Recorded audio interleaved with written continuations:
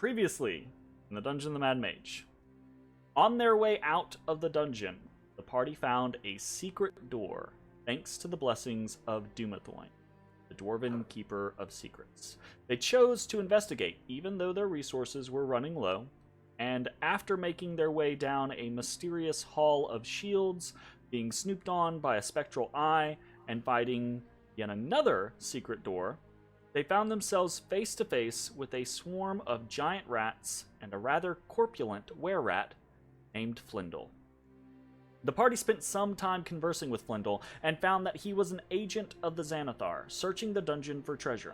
He explained that many of his giant rat scouts had been killed just to the north and that he and his ally, another were-rat named Sylvia, were trying to figure out what to do about it.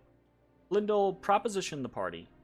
If they investigated and took care of whatever was there, he would pay them 20 gold, allow them first pick of the spoils, and put in a good word for them upon his return to Skullport.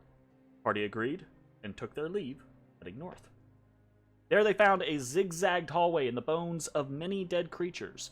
Shortly after, they were attacked by a violent whirlwind. An air elemental had made this place its domain, and the party was trespassing. But monks can stun air. And so the party was able to swiftly best the elemental, dispersing it back to its natural realm. The party in Faulty at all. I thought it sounded so much fun to say it like that. So the not party angry at all. This is no. The party investigated further, finding a small amount of treasure from the elemental's victims, as well as eventually finding a working bathhouse. Taking this rare opportunity, the party relaxed in the inviting location, though some were more reserved than others. Still, this opportunity showed the party that there were some things in the dungeon that weren't out to kill them. Some. After resting, the party searched a few more barren rooms before investigating a secret passage and stumbling upon Sylvia, the were-rat that Flindle had mentioned before. Sylvia proved a bit more hesitant in negotiating, and the party soon found that she had little patience for Flindle and his sloth.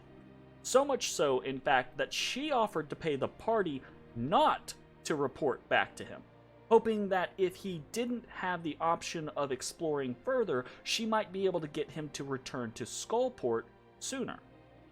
She offered the party 40 gold and her good word in Skullport, and the party accepted this. Having no further avenues of exploration, the party then chose to exit the dungeon, heading back up to the yawning portal. There they sought out Obaya, both for item identification and to see if she could help with Ezra's skeleton hands. Neither proved successful, unfortunately, but Obaya was able to offer some insight to Ezra. Afterwards, the party split up. Bones headed to the Guild of Fine Carvers to work and socialize. Ashes headed to the Steam and Steel to purchase a bludgeoning weapon. And Ezra and Matashtai went to a nearby temple of Kelemvor, the one that Matashtai had stayed at when he first arrived in the city. There they met with Bryce, a half-orc cleric of the Judge of the Damned. Ezra sought Bryce's assistance in removing the magic that had left his hands as bones, and fortunately, Bryce was actually able to do so. Utilizing a handful of diamond dust, Bryce restored Ezra's hands with a greater restoration. Afterwards, Ezra asked about the lightning skull that the party had encountered down in the dungeon, and Bryce sold the two of them some holy water in order to take care of the undead creature. From there, Ezra and Matashtai traveled to the Seaward to visit Mert at the Lightsinger Theater. There, Ezra delivered Calabash's journals and discussed the matter of Undermountain and the party's goals with Mert. Mert, in turn, rewarded the party for their endeavors.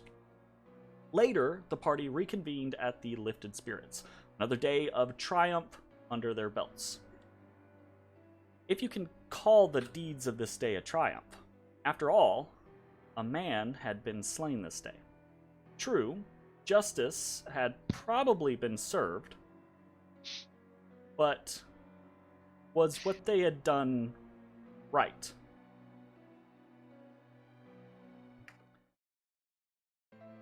Hey everybody, thanks for watching. If you enjoyed the video, consider leaving a like, commenting, or subscribing. It really helps me out. If you'd like to see me live, head over to my Twitch at twitch.tv/thedistanthorizon.